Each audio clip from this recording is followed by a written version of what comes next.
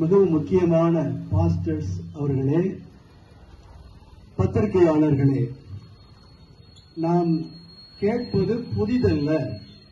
1950 வரை communal reservation ஆங்கில அரசால் கொடுக்கப்பட்டு வந்தது.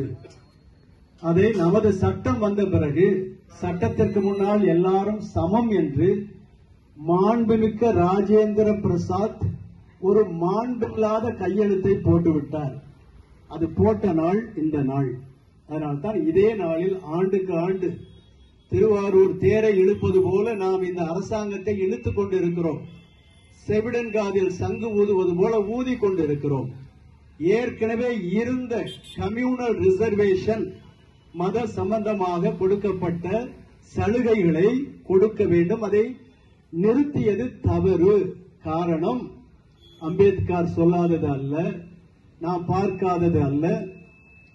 பெயரளவில் எங்களுடைய கத்தோலிக்க மதத்தில்